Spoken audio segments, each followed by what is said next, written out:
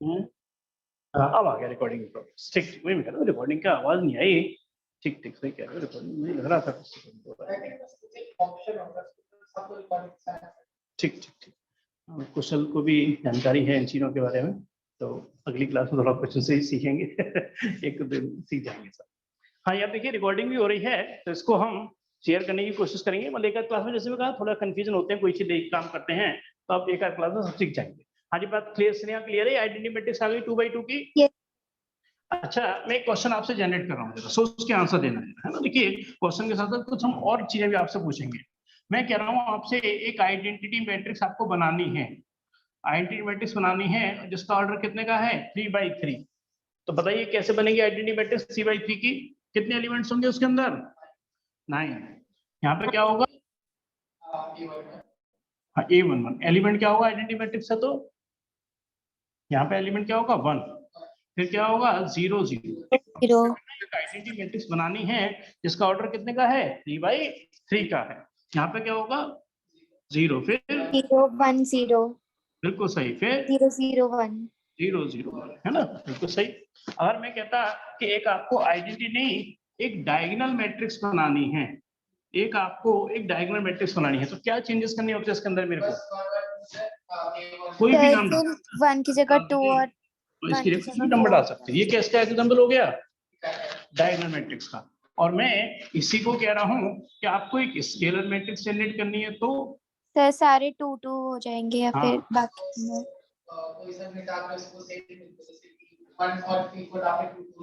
हाँ बिल्कुल सही कह रहे हो, बिल्कुल ठीक कह रहे हो। कोई भी ले सकते हो, बट 1 नहीं ले सकते, है ना। 1 आएंगे तो आइडेंटिटी मैट्रिक्स बन जाएगी। यहाँ पर आप 2 लिख सकते हो या 3 लिख सकते हो। तो ये किसका एग्जांपल है? हमारा स्केलर मैट्रिक्स का।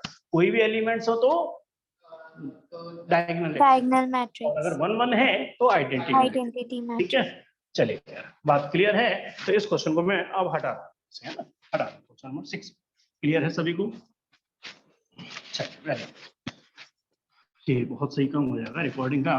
पिछली बार भी बच्चे कहते थे, थोड़ा सा बस लापरवाही रह गई हल्की सी, टाइम ही नहीं मिल पाया था पिछली बार। मेरा रिकॉर्डिंग का काम ही दिक्कत खड़ा हो गया, है ना। क्वेश्चन नंबर 7, क्वेश्चन नंबर 7, पहले बताओ लीनियर इक्वेशन इन 2 वेरिएबल्स। यहाँ पर है 2x + 3y = 6। एक इक्वेशन है 4x + 5y = 8। इस लीनियर इक्वेशन को सॉल्व करने के कितने मेथड्स होते हैं आपके पास? 3। कौन कौन से? Elimination, substitution, cross multiplication. चलिए, इन्होंने तीनों नाम बता दिए, आप बताओ। हाँ, फिर सब्स्टिट्यूशन, और तीसरा क्रॉस मल्टीप्लिकेशन, है ना। सबसे बाय डिफॉल्ट, यानी कि सबसे इजी मेथड या जिसको हम बाय डिफॉल्ट यूज करते हैं, वो कौन सा मेथड होता है? Elimination method. जिसको हम एक नाम और होता है इसका, क्या कहते हैं? एक नाम और होता है उसका, इक्वेटिंग कोफिशिएंट मेथड भी कहते हैं। इसका एक नाम होता है इक्वेटिंग कोफिशिएंट मेथड। तो किसी एक वेरिएबल के कोफिशिएंट को हम इक्वल बनाते हैं। तो इसमें किसके कोफिशिएंट को इक्वल बनाना ज्यादा इजी है? एक्स। तो क्या करेंगे? पहले इक्वेशन में कैसे मल्टीप्लाई करेंगे? 2 से मल्टीप्लाई करेंगे। तो ये तो मैंने जनरल डिस्कशन लिया। अब मैं आ रहा हूँ मैट्रिक्स पे। ये सिर्फ आपको पीछे का हल्का सा रिवीजन कराने के लिए आपको लिखाता नहीं है ना। तो आप जानते हैं, कोई नई बात नहीं है, बस वो मैट्रिक्स आ गई है। यहाँ पर है x + y, यहाँ पर है आपका 7 0 2 5, फिर है आपका यहाँ पर x - y, capital X capital Y, उससे कोई फर्क नहीं पड़ता, 3 0, और यहाँ पर है 0 और 3। हमें आंसर x का भी निकालना है और हमें आंसर y का भी निकालना है। दोनों आंसर हमें निकालने हैं। इसको डाल दिया मैंने, सपोज करो फर्स्ट इक्वेशन, इसको डाल दिया मैंने सेकंड इक्वेशन। बताइए क्या करने वाला हूँ मैं? फर्स्ट और सेकंड को प्लस कर देंगे। हाँ, आप बताओ। बिल्कुल सही कह रहे हो। फर्स्ट और सेकंड इक्वेशन को हम क्या कर रहे हैं? ऐड।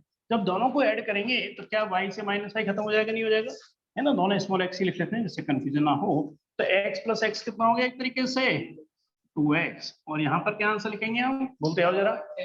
10 0 2 8, बिल्कुल सही। तो आपको फाइनल आंसर बताना है x का। दिस इंप्लाइज आपको आंसर x का लिखना है। तो क्या लिखेंगे हम? 5 0 1 4। हाँ, इसलिए आपको क्लियर है बात मेरी है? Yes, चलिए अब स्नेहा आप बताएंगे यार, मेरे को y का आंसर निकालना है ना, तो मैं x प्लस वाई ये है और x माइनस वाई मान के चलो ये पहली सर तो कैसे put करोगे? 7025 माइनस कर देंगे 501। बिल्कुल सही कह रहे हैं। इसमें अगर लगा रहे हो क्या करेंगे माइनस, तो बेटर ये है थोड़ा ओरली बोलिए, इसमें से इसके एलिमेंट क्या हो रहे हैं सर माइनस, नहीं बोलेंगे 2 0 हम्म 1 1। बोलो 1 फिर 1, बिल्कुल सही आंसर है, बिल्कुल सही आंसर। क्लियर है? चलिए ये भी क्लियर है ना, आसान था समझने में, मेरे सबसे कोई दिक्कत नहीं होगी जरा भी, है ना। तो बढ़ते हैं नेक्स्ट क्वेश्चन पे, यानी इसके सेकंड पार्ट पे। हाँ स्नेहा हटा दूं मैं इसको, क्या बता देना देखो कभी भी लिख रहे हो तुम, यस सर।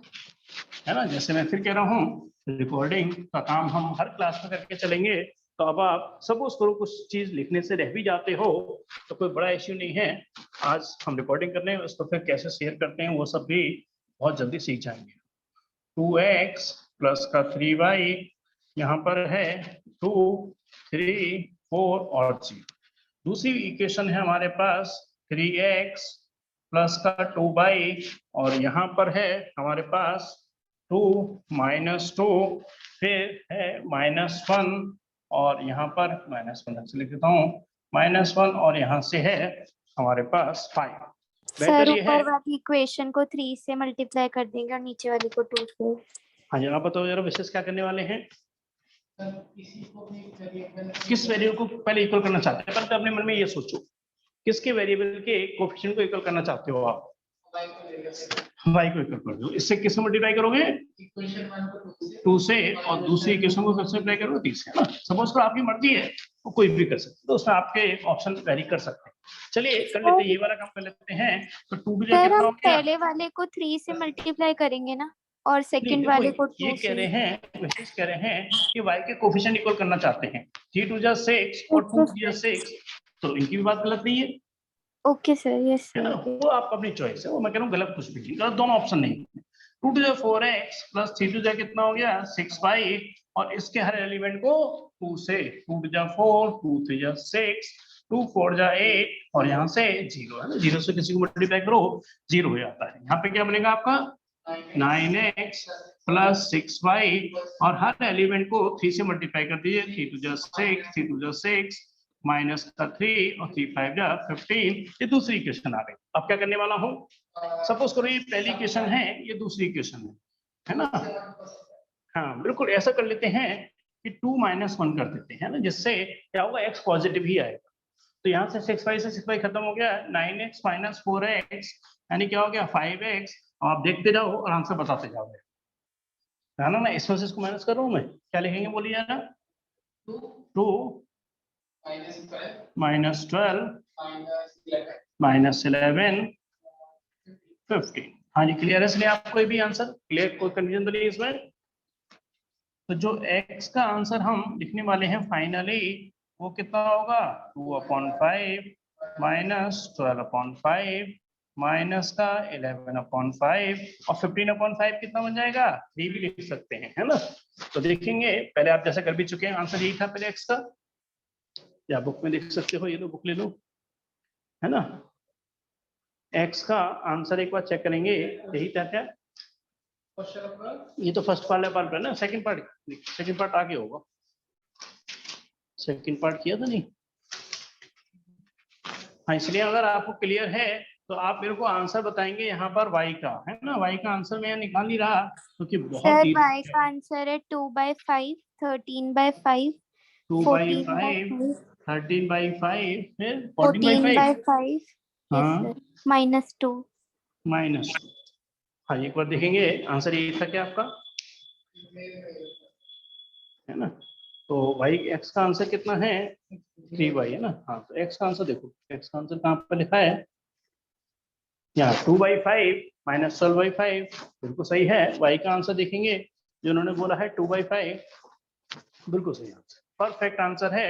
या इनके संग हमने पहले किया हुआ था, तो आंसर हमारे मैच कर चुके हैं, है ना। चलिए क्वेश्चन नंबर 7 कंप्लीट होता है।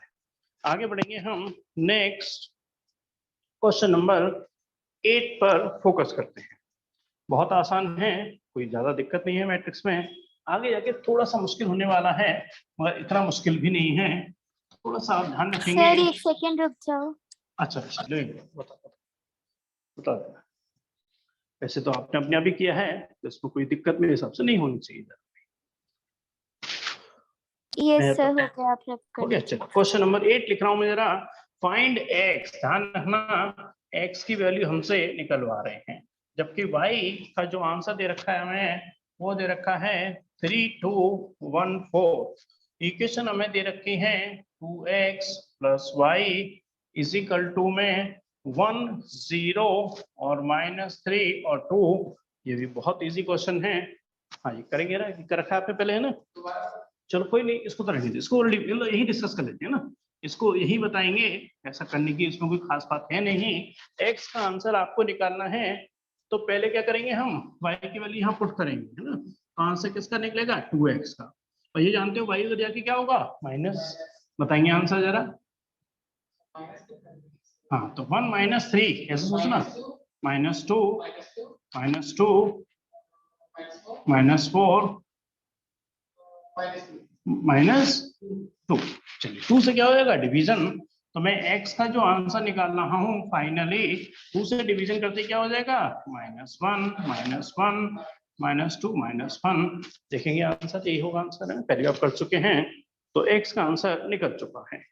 चलिए बिल्कुल सही है, परफेक्ट। हाँ जी स्नेहा क्लियर है, लिखना है आपको तो एक बार लिख लीजिए, फिर आगे बढ़ेंगे है ना। क्वेश्चन नंबर 9 के बारे में हम डिस्कस कर रहे हैं। Find the value of x and y। x और y का हमें आंसर निकालना है। जब तक मैं क्वेश्चन नीचे लिख रहा हूँ है ना, बहुत इजी है। 1 3। भाई आपको ऐसा लगेगा ना, अरे एक चैप्टर तो मेरे को बोर्ड के सबसे आ ही गया, 13 चैप्टर हैं, एक चैप्टर हो गया तो आपको एक कॉन्फिडेंस आएगा। अब एक चैप्टर कंप्लीट हो गया तो कम से कम अब मेरे को 12 चैप्टर ही करने हैं। 1 और 2 यहाँ से इक्वल सर टू ये फर्स्ट टर्म में ही आता है ना ये वाला चैप्टर? हाँ फर्स्ट टर्म में आता है। पिछली बार फर्स्ट टर्म में ये वाली पूरी बुक थी, और एक चैप्टर जो है आपका सेकंड टर्म का था। पिछली बार जो आया था, पिछली बार क्या मतलब अब की बार जो हम बात करें तो फर्स्ट टर्म हुआ है, सेकंड टर्म तो अभी होना है इनका 7 जून को। सेकंड टर्म का जो पेपर है 12th वालों का 7 जून को है मैथ्स का। तो उसमें फर्स्ट टर्म में आई थी पहली पूरी बुक, और सेकंड बुक का एक छोटा सा चैप्टर है एलपीपी, वो 1-2 क्लास में हो जाता है, वो चैप्टर आया था। सेकंड बुक में टाइम ज्यादा लगता है मैं कराने, फर्स्ट बुक जल्दी हो जाती है कंपैरेटिवली। हाँ जी बताएंगे जरा, एक्स और वाई का हमें आंसर निकालना है। ध्यान रखना कोई मैट्रिक्स नहीं है एक्स और वाई इस बार, एक्स और वाई क्या है एक एलिमेंट की तरह से है ना। चलिए बताएंगे जरा थोड़ा सा कंपेयर करके। तो जब 2 का मल्टीप्लाई होगा तो यहाँ से इक्वेशन क्या बनेगी 2 है ना, फिर plus y is equal to 5। तो यहाँ आंसर आ गया वाई का 3। बहुत जल्दी आंसर आ गया, कोई दिक्कत तो नहीं।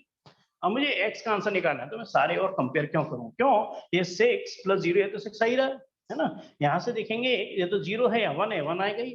फिर x की वैल्यू निकालने के लिए क्या कंपेयर करेंगे बोलेंगे जरा, 2x + 2 इज इक्वल टू 8। तो 2x बराबर कितना हो गया 6। तो 2x बराबर 6 है तो x की वैल्यू क्या हो गई 3, x की वैल्यू 3 एंड y की वैल्यू 3। क्वेश्चन नंबर 9 भी कंप्लीट होता है। हाँ इसने आपको कुछ कंफ्यूजन तो नहीं इस क्वेश्चन में? No sir. चलिए वेरी गुड, आगे बढ़ते हैं क्वेश्चन नंबर 10 पर है ना। इसको हटाते हैं, लिखते हैं क्वेश्चन नंबर 10। तो आप क्या कह रहे हो 11th का रिवीजन कराएंगे, ये कुछ ऐसा कह रहे हो क्या आप क्या? ये सर 13 अप्रैल तक 11th के टॉपिक्स रिवाइज कराएंगे। अच्छा अच्छा ठीक ठीक, कुछ स्कूल वालों में क्या कर रहे हैं, वो धमकी दे रखे हैं कि तुम आ तो गए 12th में, मगर अब तुम्हारा एग्जाम लेंगे हम 11th का दोबारा, मतलब एक तरीके से मिक्स करके एग्जाम लेंगे। थोड़ा बहुत 12th का लेंगे, बाकी मोस्टली 11th का रहेगा। और अगर उसमें ज्यादा नंबर खराब आए ना तो हम वापस 11th में भेज देंगे। तो करेंगे नहीं है तो, और उनको थोड़ा सा क्या है ना, कई बच्चों का बेस 11th का बहुत ज्यादा खराब है, बहुत ज्यादा खराब हो गया है। वो में थोड़ा सा फर्क तो पड़ता ही है, नहीं इतना सिंसियरिटी से पढ़े स्टार्टिंग में, फिर बाद में तो ऑफलाइन होने की वजह से थोड़ा सा सिंसियरिटी आ गई थी। स्टार्टिंग में जब सब कुछ ऑनलाइन था ना पेपर वगैरह, तो बच्चे नहीं पढ़ रहे थे इतना अच्छे से। हाँ ये 2 और यहाँ से x z और यहाँ से y, यहाँ से t प्लस का यहाँ से 3 है ना मैट्रिक्स ये कितना है 1 -1 0 और 2 इज इक्वल टू में 3, फिर हमारी मैट्रिक्स फिर यहाँ से है 3 5 4 और 6। हमें सॉल्व का मतलब x y z t, ये कितने वेरिएबल है यहाँ पर 4 वेरिएबल है ना, हमें 4 वेरिएबल की वैल्यू को निकालना है। हाँ जी करेंगे जरा थोड़ी सी मेहनत। पहले बताएंगे कि पहली इक्वेशन कैसे बनेगी। पहली इक्वेशन क्या बनेगी 2x + 3 इज इक्वल टू 9। पहली इक्वेशन ये बन गई है, बाकी काम थोड़ा आप भी मेहनत करके बताओगे आंसर। इससे तो x का आंसर ही आ गया। x का आंसर कितना आ गया है ना 9 - 3 यानी कि 6 यानी कि 3। बिल्कुल सही कह रहे हो, x का आंसर 3 आ ही गया है ना। और इससे देखेंगे यार ये वाले एलिमेंट को कंपेयर करेंगे तो क्या इक्वेशन बनेगी 2z माइनस का 3 इज इक्वल टू 15। 15 + 3 कितना हो गया 18। तो z की वैल्यू कितनी हो गई 9। चलिए दूसरा आंसर भी आ गया। ये वाले एलिमेंट कंपेयर करेंगे, बताएंगे यार एक बार 2y y is equal to 12, y is is equal equal to to भाई बोलिए यार 12 है ना, ये तो 0 है तो y की वैल्यू कितनी आ गई। चलो स्नेहा सही बोल रहे थे 6। अब ये वाला एलिमेंट लास्ट यानी कितना हो गया 2t + 6 इज इक्वल टू 18,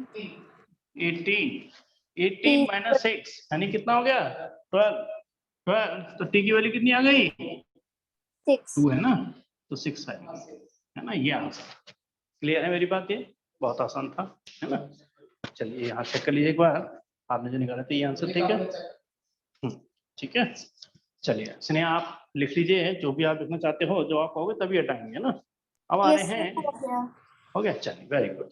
आगे बढ़ते हैं क्वेश्चन नंबर 11। मैं हटा रहा हूँ इसको है ना। क्वेश्चन नंबर 11, ये तो 11 से आसान लग रहा होगा नहीं लग रहा है नहीं 11 से। 11th में मैं अपनी बात करूँ थोड़ा एक्सपीरियंस की बेसिस पे कहूँ, एक स्ट्रेट लाइन थोड़ा सा एक सीक्वेंस सीरीज 2 चैप्टर थोड़ा लेंदी बहुत है, टाइम बहुत लगता है सीक्वेंस सीरीज को कराने में। एक स्ट्रेट लाइन में थोड़ा सा स्टूडेंट कंफ्यूज हो जाते हैं। चलिए ये बात हो गई थी। अब आते हैं क्वेश्चन नंबर 11 करते रहिए साथ साथ। यहाँ पर है x है ना, फिर यहाँ पर है हमारा 2 और यहाँ से 3 प्लस का y, यहाँ से है -1 और 1, फिर यहाँ से है हमारा 10 और 5। हमें find the value of x and y, x और y के आंसर निकालने हैं। अब बेटर ये है कि करके दिखाइए आंसर, बताइए लॉजिकली कि क्या करने वाला। सबसे पहले क्या करने वाला हूँ बताओ जरा। x से मल्टीप्लाई तो क्या होगा यहाँ पर 2x और यहाँ से 3x है ना, बिल्कुल सही, प्लस -y और y, और यहाँ पर राइट हैंड साइड में 10 और 5। इक्वेशन बनाएंगे तो 2x - y is equal to 10। दूसरी इक्वेशन क्या हो जाएगी हमारे पास 3x + y is equal to 5। कौन सा मेथड लगाने वाले हैं एडिशन। क्या मेथड, इस मेथड को क्या नाम दिया जाता है एलिमिनेशन मेथड है ना, इक्वेटिव कोएफिशिएंट मेथड या एलिमिनेशन मेथड इसका नाम होता है। हाँ जी क्या आंसर आएंगे बताएंगे यार। सर x 3 और y -4 आ रहा है। 3 और 2 5x। हाँ बिल्कुल सही कह रहे हो, तो x आंसर कितना हो गया 3। बिल्कुल सही कह रहे हैं, यही कह रहे हैं स्नेहा भी। x की वैल्यू 3 है और y की वैल्यू कितनी हो गई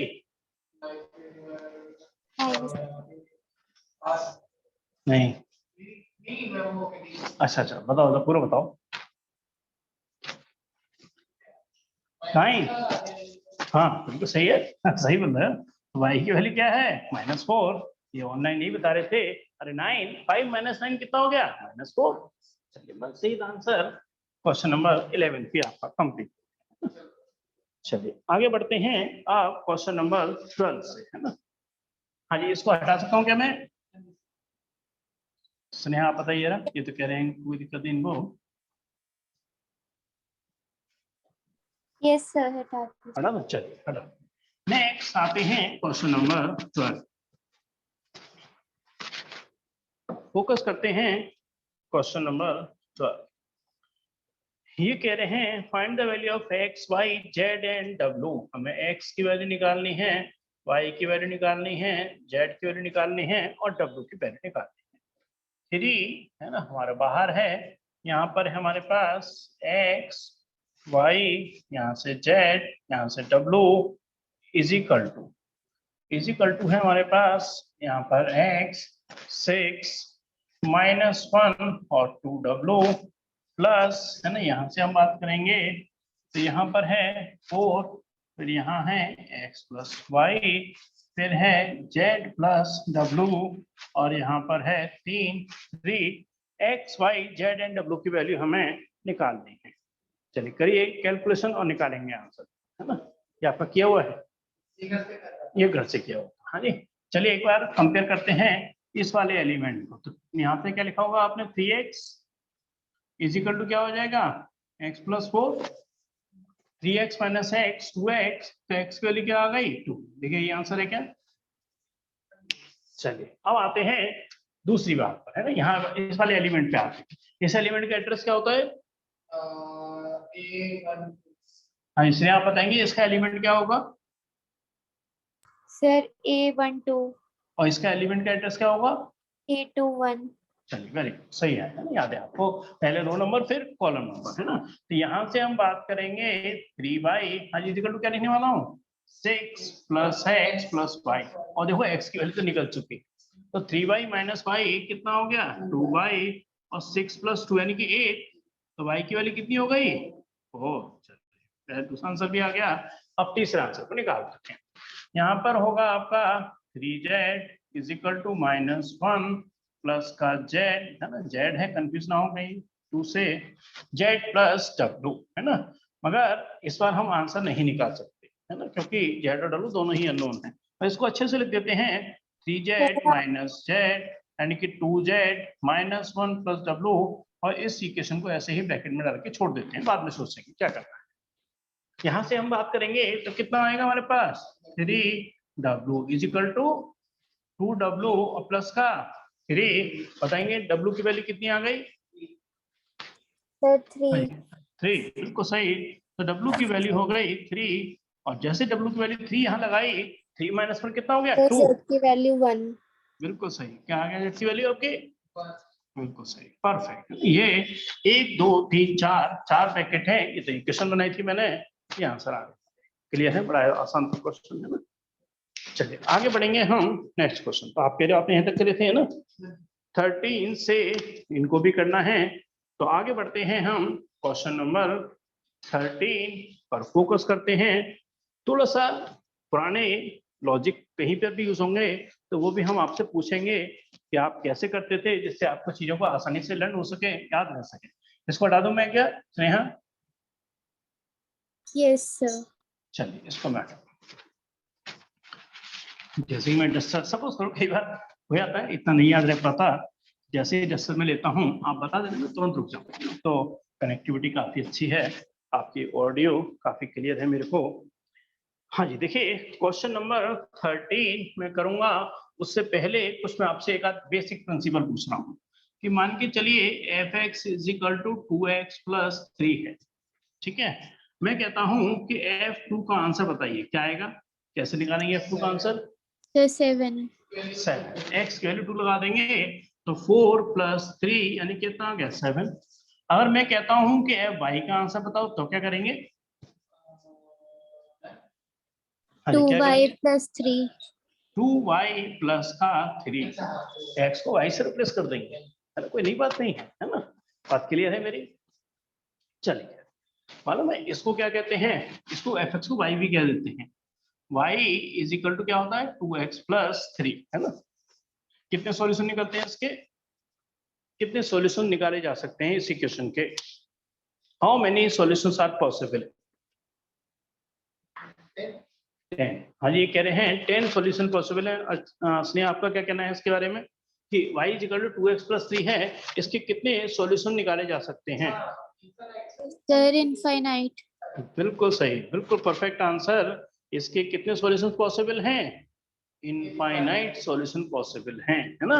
x की वैल्यू डिफरेंट वैल्यू पुट करते जाओ, y की वैल्यू डिफरेंट आती चली जाएंगी, कोई लिमिट नहीं है ना। सबसे बड़ा नंबर सिस्टम कौन सा होता है, हाँ जी आप तो बिल्कुल गलत बता रहे हो। हाँ जी इसलिए बताएंगे सबसे बड़ा नंबर सिस्टम कौन सा होता है, 10th क्लास तक बताना जरा, 10th क्लास तक सबसे बड़ा नंबर सिस्टम कौन सा यूज करते हैं, सर रेशनल नंबर से मतलब रियल नंबर रियल नंबर है ना, सर, सबसे उसके बड़ा ऊपर नंबर। Complex number. हाँ, इसके ऊपर भी एक नंबर सिस्टम होता है 10th क्लास के बाद, जब 11th क्लास में आते हैं, है ना, पढ़ चुके आप 11th क्लास, तो कौन सा नंबर सिस्टम होता है आपका? कॉम्प्लेक्स नंबर, है ना, कॉम्प्लेक्स नंबर, जिसमें अंडर रूट के अंदर -1 को क्या कहते हैं? आयोटा, है ना। और रियल नंबर दो पार्ट में डिवाइड होता है, रेशनल एंड इरेशनल। फिर integer, whole number, natural number, prime number, composite number, coprime number, different number set होते हैं हमारे, है ना। तो सबसे बड़ा नंबर सिस्टम जो हम यूज करते हैं वो रियल नंबर ही होता है, वैसे होता कॉम्प्लेक्स नंबर भी है, पर इसका यूज नहीं करते क्योंकि इमेजिनरी नंबर के फॉर्मेट में आता है, आई के फॉर्मेट में आता है, इसको हम रिप्रेजेंट नहीं कर सकते। तो बाय डिफॉल्ट सबसे बड़ा नंबर सिस्टम जब पुट करते हैं तो कौन सा होता है? रियल, है ना। चलिए खैर, मैं अब आता हूँ क्वेश्चन नंबर 13 पर। तो मैंने बेसिक बनाया था आपके लिए, थोड़ा सा बेसिक लॉजिक थोड़ा सा डिस्कस किया था। क्वेश्चन नंबर 13 मैं लिखने वाला हूँ, थोड़ी सी आपको मेहनत करनी होगी इसमें। मेहनत के साथ साथ आपको चीजें पुरानी 11th के फॉर्मूले में सारे लर्न होने चाहिए। मैं लिख रहा हूँ, फिर आप बताएंगे कैसे करेंगे। एफ एक्स यानी कि वो है हमारे पास cos x माइनस का sin x, यहाँ से 0, फिर कितना है हमारे पास sin x, फिर cos x और 0, फिर कितना है 0 0 1। अब जरा सोच के देखना, हमें जो प्रूव करना है यानी कि शो करना है, वो करना है f x into f y is equal to f bracket में एक्स प्लस वाई। ये हमें आंसर लेके आना है, प्रूव करना है, एक तरीके से आंसर को हमें लेके आना है ना। अब बात आ रही है कि इस आंसर को कैसे लेके आएंगे। हाँ जी, कोई अपना सजेशन देना चाहोगे कि मैं क्या क्या? अभी एफ एक्स तो मेरे पास है, चलो इसको मैंने फर्स्ट नंबर डाल दिया, अब एफ वाई तो है ही नहीं। सर एफ वाई बना देंगे cos y। हाँ बिल्कुल सही कह रहे हो। हाँ जी, क्या बताओ क्या करेंगे एफ वाई के लिए? बिल्कुल ठीक, बिल्कुल सही कहा आपने। तो एफ वाई बन जाएगा, कोई नई बात नहीं है। क्या बन जाएगा? cos y माइनस का sin y, यहाँ से 0, फिर sin y, फिर cos y, फिर 0 0 1। अब राइट हैंड साइड भी चाहिए होगी हमें, हमें क्या बनाना होगा? एफ एक्स प्लस वाई भी बनाना होगा। हाँ जी बताएंगे ना, पहले ओरली कैसे बनेगा ये एफ एक्स प्लस वाई? हाँ जी बिल्कुल सही कह रहे हो। तो यहाँ से क्या हो जाएगा?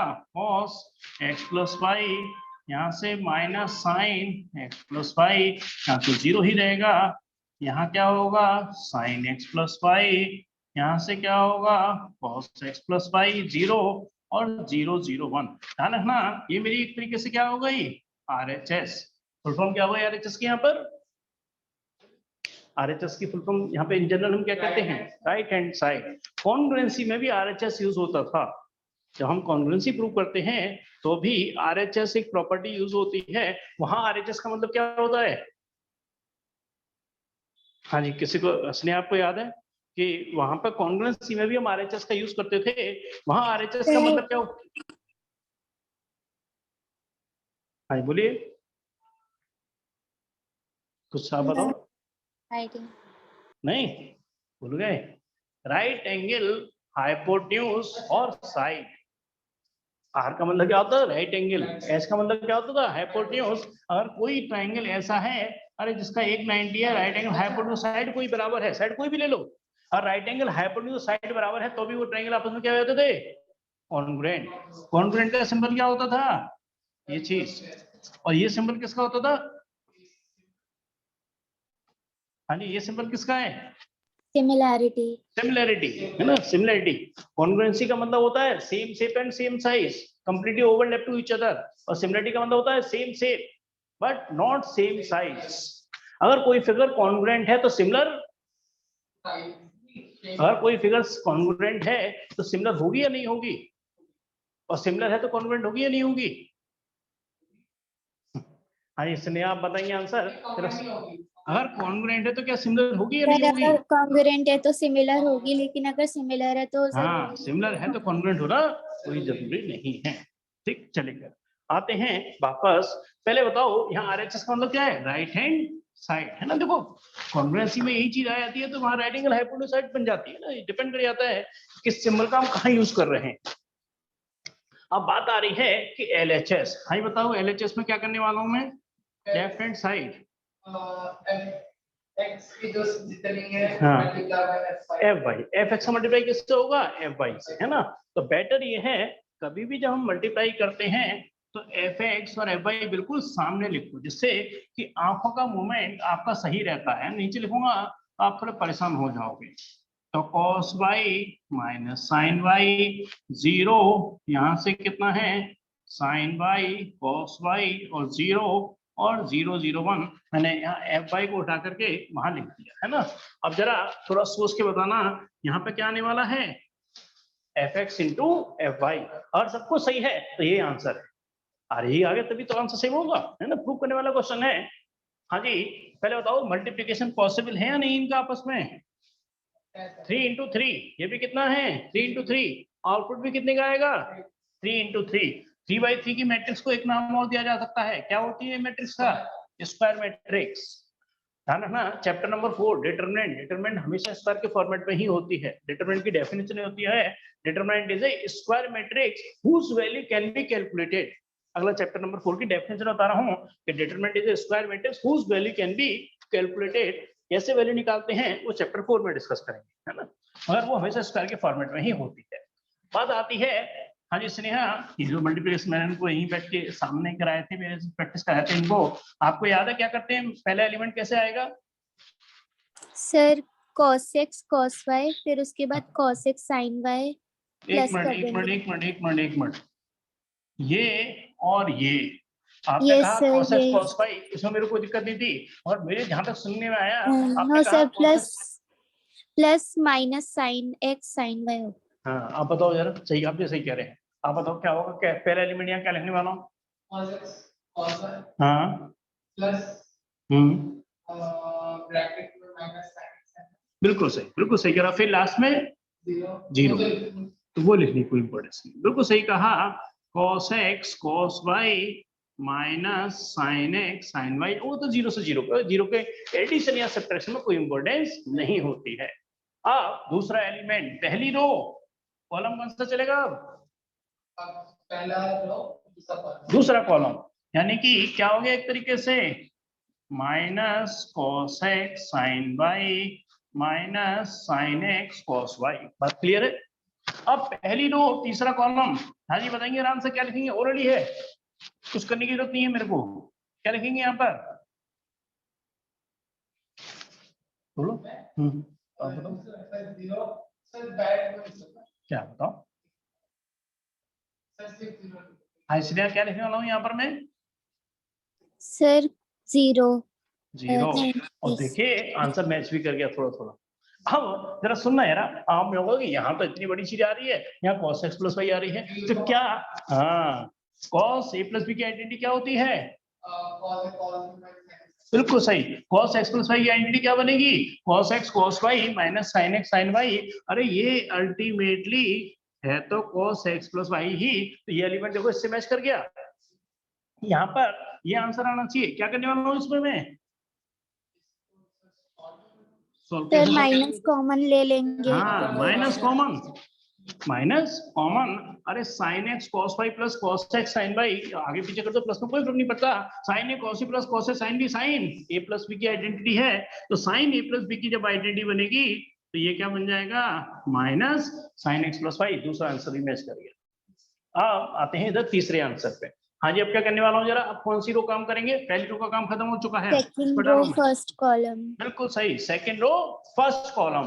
हाँ जी जरा देखेंगे जरा, आंखों का थोड़ा सा मूवमेंट आपको रखना पड़ेगा, इसमें आगे मूव करेंगे तो इसमें नीचे मूव करेंगे। हाँ जी यहाँ क्या लिखेंगे हम, sin x cos y plus cos x sin y और बाकी 0। क्लियर है। हाँ जी बताएंगे जरा नेक्स्ट, बोलते हैं जरा, sin x minus sin y हाँ माइनस, चलो आप ही बोलो, minus sin x sin y, फिर sin x cos y दूसरा लिख दो plus cos x cos y। हाँ, थोड़ा गलत बोल गए थे आप बीच में Sneha, plus cos x cos y, आगे मूव करना होगा आपको, है ना, और यहाँ पर क्या होगा 0, क्यों ये 0 और ये भी 0। दूसरा एलिमेंट यहाँ वाला मैच कर गया, साथ साथ आंसर ही मैच करा रहा हूँ आपको, sin x plus y sin a cos c plus cos a sin b, तो ये आइडेंटिटी किसकी बन गई, sin x प्लस y की। यहाँ देखना cos x cos y minus sin a sin y, cos a cos b minus sin a sin b, किसकी identity हो गई, cos plus b, cos a plus B यानी कि एनडी किसकी हो गई, cos x प्लस वाई की। ये रहा आंसर। ठीक है, 4 आंसर, मतलब एक केवल नीचे वाली रो रह गई बस, बाकी सारे आंसर मैच कर गए हैं। अब कौन सी रो एक्टिव हो गई हमारी, थर्ड रो फर्स्ट कॉलम, क्या 0 फिर 0 फिर 0, यानी कि आंसर क्या हो गया 0 फिर 0 फिर 0 फिर 0, यानी कि आंसर आ गया 0, फिर यहाँ 0 फिर यहाँ 0 फिर यहाँ 1, यानी कि यहाँ आ गया 1। और देखिए LHS RHS मैंने दोनों मैच करा दी हैं, यानी कि क्वेश्चन कंप्लीट हो गया है, प्रूव हो गया है। हाँ, इसलिए हाँ, आपको कोई भी दिक्कत है तो एक बार डिस्कस कर लेना। क्वेश्चन कंप्लीट हो गया मेरी तरफ से। Yes sir. चलिए एक बार लिख लीजिए जो भी आप लिखना चाहते हैं, सर फिर लिख आगे लिया। लिखिए। है एग्जीक्यूट है बहुत है। हाँ, लेंदी है, बस पेशेंस रखना पड़ता है इनमें। और इसमें सबसे बड़ी बात है ना कि शुरू में फिर तो प्रैक्टिस होएगी, कोई दिक्कत नहीं। कई बार बोलिए ना, हमारी यहाँ उंगली रखी थे, हमारा प्रोसेस पर अटके रहते हैं, मतलब आगे वो नहीं थोड़ा ध्यान रखते हैं इस चीज का, तो वो थोड़ा प्रैक्टिस का काम है ना। वो मतलब मैं समझता हूँ काफी हद तक चीजें आप सीख चुके हो, हल्का सा एक दो बार कभी थोड़ी बहुत ध्यान जो आपको हट जाता है आपका, उसको थोड़ा प्रैक्टिस से आप करेंगे तो आ जाएगा, कोई बड़ी बात नहीं। देखिए क्वेश्चन नंबर 14 में 2 पार्ट हैं, प्रैक्टिस के पॉइंट ऑफ व्यू से कर भी सकते हैं, ऐसी कोई बहुत जल्दी नहीं है, अभी हमें कर सकते हैं ना, अभी तो हमारे पास टाइम है। वरना कई बार अगर लगता है कि तो हम एक पार्ट छुड़वा देते हैं, एक पार्ट करा भी देते हैं। सर तो इजी है, एक ही करा दो। एक ही पार्ट, फिर काम कर लेते हैं इसका थोड़ा सा, चलो लेंदी वाला पार्ट है ना। क्वेश्चन नंबर 14 के 2 पार्ट हैं, दोनों पार्ट एक जैसे हैं। मैं इसका एक लेंदी वाला पार्ट करा लेता हूँ और मल्टीप्लाई में आपसे ही कराऊंगा, है ना। डिवीजन होता नहीं है, एडिशन सब्ट्रैक्शन बहुत आसान होता है, मैट्रिक्स में डिवीजन नहीं होता है। 14 का सेकंड पार्ट, क्योंकि ए वाला पार्ट तो मतलब फर्स्ट वाला पार्ट तो बहुत आसान है, मैं लिख रहा हूँ, जरा आंसर आप बताएं। यहाँ पर है 1 2 3, फिर है 0 1 0, फिर है 1 1 0। दूसरी मैट्रिक्स, इसको हमें मल्टीप्लाई करना है, -1 1 0 0 -1 एंड 1, फिर है आपका 2 3 एंड 4। ध्यान रखना ये किसका निशान होता है, नॉट इक्वल, है ना। सर इक्वल नहीं लेके आना है ना, इक्वल नहीं आएगा इस पर आंसर। पहली मैट्रिक्स और उसके आगे दूसरी मैट्रिक्स, -1 1 और 0 0 -1 और 1, फिर है 2 3 4, फिर है आपका 1 2 3 0 1 0 1 1 0। करते हैं सिर्फ प्रैक्टिस के पॉइंट ऑफ व्यू से, पहला पार्ट हमने छुड़वा दिया है। 15 क्वेश्चन से हल्का सा चेंज हो रहा है, बहुत माइनर चेंज हो रहा है, उस पर भी आएंगे, पहले इसको करेंगे आप मल्टीप्लाई।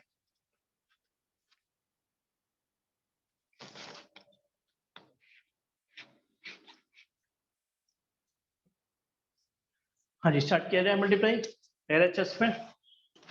तो मैं LHS यहाँ मल्टीप्लाई करके लिखूंगा और RHS को यहाँ मल्टीप्लाई करके लिखूंगा, और आंसर सेम नहीं आ गया। हाँ जी, पहली रो पहला कॉलम बोलते हैं, क्या लिखेंगे, 1 + 6, ये बिल्कुल सही है। चलिए सेकंड एलिमेंट ने आप बोलेंगे यार क्या सर लिखेंगे, 1 - 2 + 9।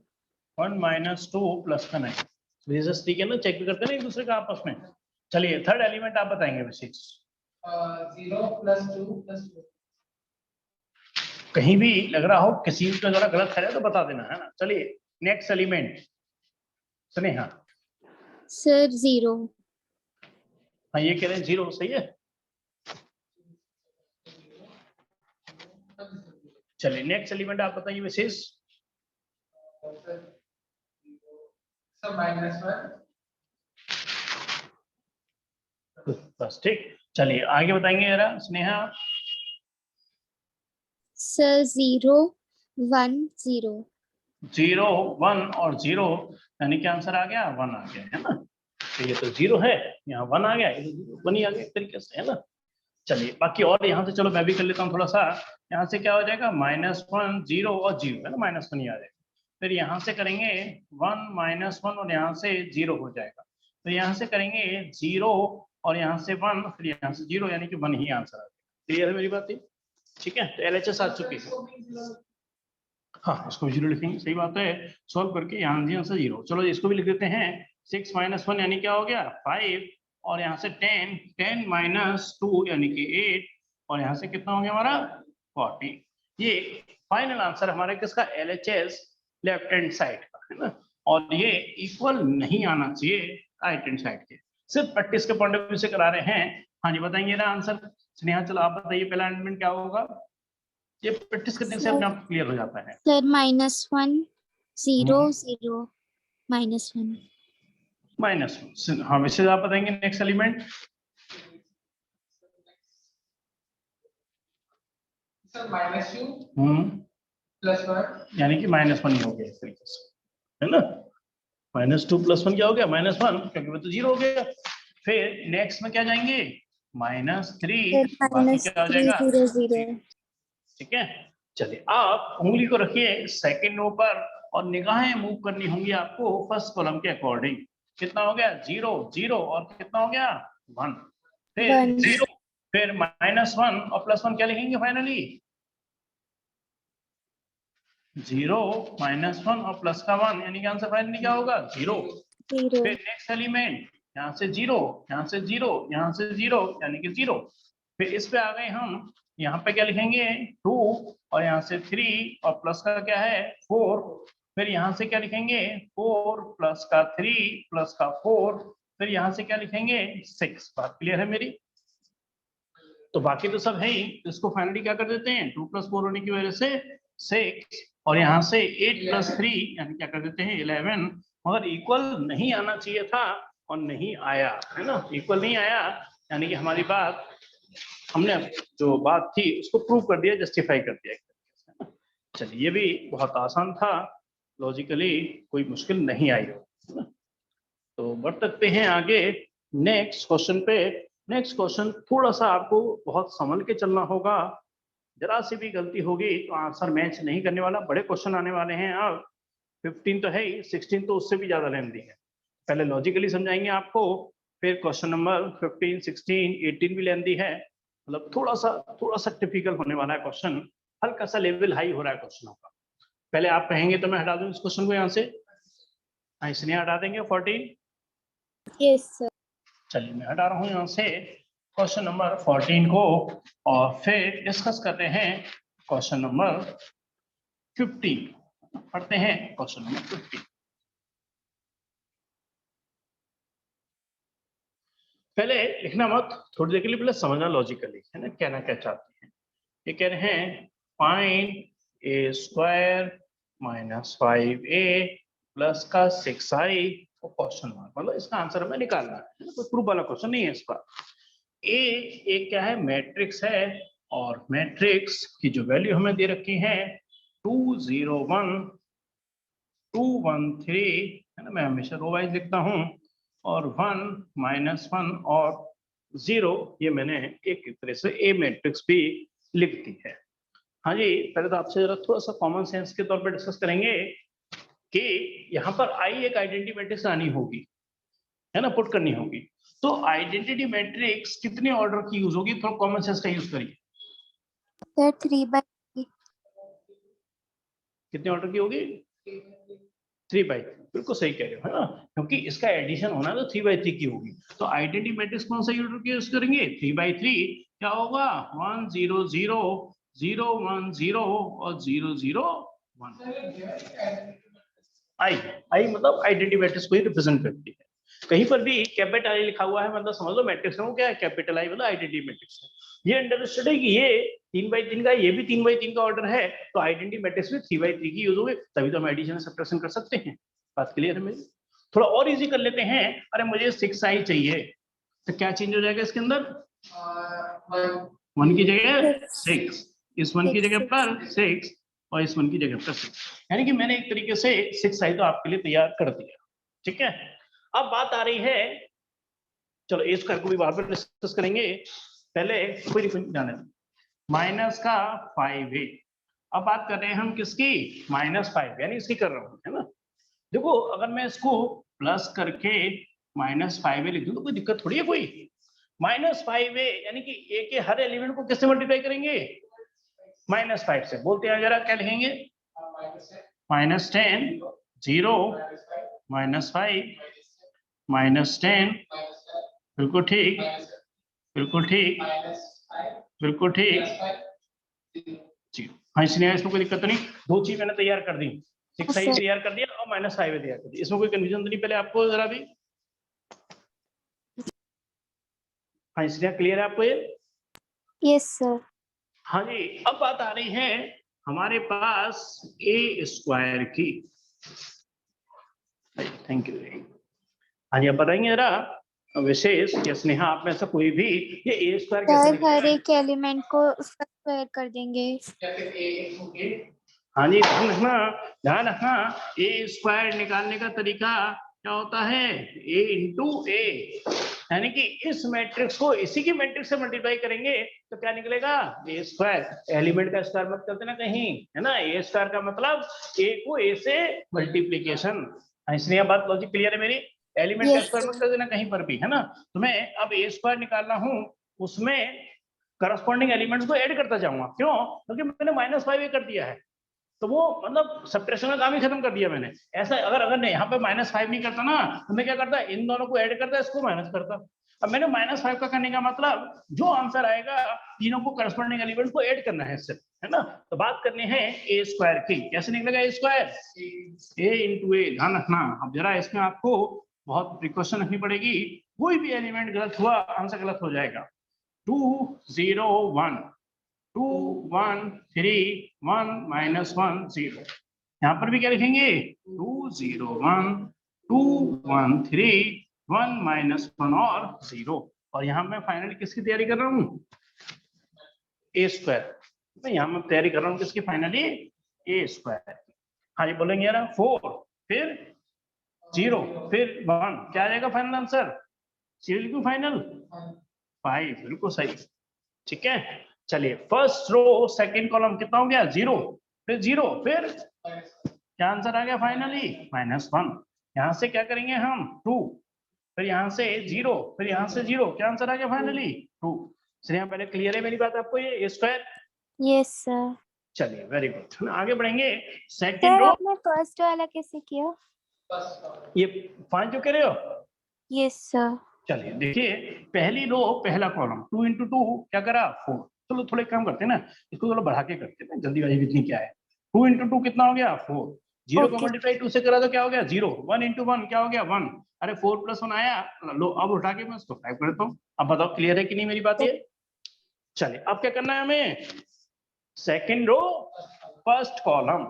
अब हम बात करेंगे सेकेंड रो फर्स्ट कॉलम की। हाँ जी, कितना हो गया? पहले आराम से कर लेते हैं। 4 फिर प्लस +2, ध्यान रखना, +3। चलो पहले ऐसे कर लेते हैं, बाद में फाइनल करेंगे। 2 का मल्टीप्लाई हम ये बोलते हैं, इसको लिखने का बाद में कर लेना।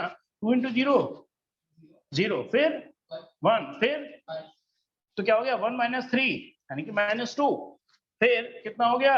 2 फिर 3 और फिर 0, तो 2 + 3 कितना करेगा फाइनल? 5। हाँ, इसलिए यहाँ कोई कंफ्यूजन तो नहीं हो रहा?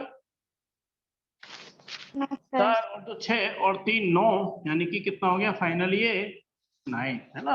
अब मैं लास्ट वाले पे जा रहा हूँ। क्या लिखेंगे हम यहाँ पर? 2 -2 और 0, ये तो 0 बन जाएगा। यहाँ से 0, यहाँ से -1 और यहाँ से 0, यानी क्या हो जाएगा? -1। फिर यहाँ की बात करेंगे हम, 1 -3 और 0, क्या हो गया? -2।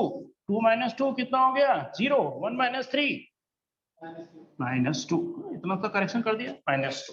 अब आपके पास हर चीज तैयार है जो मेरे को चाहिए थी। ये उसका ये तैयार है, -5 है यहाँ तैयार है, 6 है यहाँ तैयार है। थोड़ा आंखों का मूवमेंट आपको रखना होगा और इन सबको क्या करना है? ऐड। ये वाला से एक काम करो, सीक्वेंस कैसे रखना चाहोगे कि चलो यहाँ से ले लेते हैं, इसको दोनों को ऐड करो, कितना हो गया? -4 और यहाँ से चलिए पहला एलिमेंट क्या आ गया? 1। पहले बस नहीं, आपको बात क्लियर है? चलो देख पा रहे हो यहाँ से, है ना? 6 + 5 11 11 - 10 1, कैसे भी कर लो, उससे क्या फर्क पड़ता है ना? पहला एलिमेंट 1 आ गया। दूसरा एलिमेंट की बात करेंगे, हाँ बिल्कुल सही कह रहे हो, -1। तीसरे एलिमेंट की बात करेंगे, -3। चलिए अब जरा स्नेहा आप बताएंगे कि यहाँ पर मैं क्या लिखने वाला हूँ। ध्यान रखना, ये और ये 3 चीज देखना केवल, बताएंगे यार आंसर क्या आएगा? 1 -1 -1 है ना, आंसर हो गया -1। ठीक है, चलो आगे बोलते हो जरा। -1 मैं अब आपके कहने पे लिख रहा हूँ, तो देख लेना कोई गलती हो तो, मतलब कहीं मतलब गलती हो तो चेक कर लेना एक तरीके से, है ना। -1, फिर नेक्स्ट माइनस का 10, फिर नेक्स्ट यहाँ पर -5, फिर नेक्स्ट 4, फिर नेक्स्ट -2 4 बोलो 4। एक बार आंसर तो आपके पास सही है ना, ये चेक करेंगे आंसर ये है क्या। अगर सब कुछ सही है तो आंसर हमारा बिल्कुल परफेक्टली मैच करेगा। तो आंसर देखेंगे, क्वेश्चन नंबर 15 का आंसर ये है क्या, एक बार चेक कर लीजिए ना। बाय द वे छोटी मोटी कभी मिस्टेक्स हो भी सकती हैं, तो वो क्रॉस चेक हो जाएंगे आपकी। बिल्कुल सही है। चलिए मैं देख रहा हूँ 59 मतलब 6 बज चुके हैं, आपकी क्लास भी होती है इनकी। हम आगे वाला क्वेश्चन नहीं कराएंगे, क्योंकि आगे वाला क्वेश्चन कराने का मतलब कम से कम 10 मिनट हमें चाहिए होते हैं। ये लेंदी क्वेश्चन है, अगला क्वेश्चन तो बहुत ज्यादा लेंदी है, क्योंकि उसमें ए क्यूब निकलवा रहा है। तो ए क्यूब निकलवा रहा है, कैसे निकलेगा ए क्यूब? अरे ए को ए से मल्टीप्लाई करके पहले ए स्क्वायर निकलेगा, ये स्क्वायर, और फिर ए स्क्वायर को फिर ए से मल्टीप्लाई करेंगे तो ए क्यूब निकलेगा। आप सोच रहे हो कितना टाइम लगने वाला है ना। इसलिए 6 बज चुके हैं।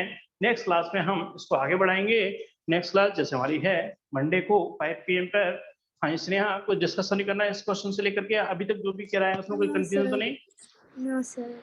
चलिए फिर नेक्स्ट क्लास में ही इसको नोट कर लीजिए, मैं जब भी क्लास एंड करूंगा जो आप कहेंगे यस सर, कर लिया नोट। कर लिया है ना। तो नेक्स्ट क्लास जो हमारी मंडे की है उसमें हम आगे के क्वेश्चन करेंगे। लेवल थोड़ा सा हाई हो रहा है, मतलब आपको थोड़ा ज्यादा प्रेजेंस ऑफ माइंड लेना होगा। लेवल का मतलब ये नहीं कि लॉजिक समझ में नहीं आएगा, कैलकुलेशन का आपको ध्यान रखना होगा। ए क्यूब मतलब ए स्क्वायर फिर ए। चलिए आपकी क्लास भी होती है तो आप है ना लीव कर सकते हो। नेक्स्ट क्लास मंडे को हम करेंगे 5 PM। Thank you sir. Welcome ji.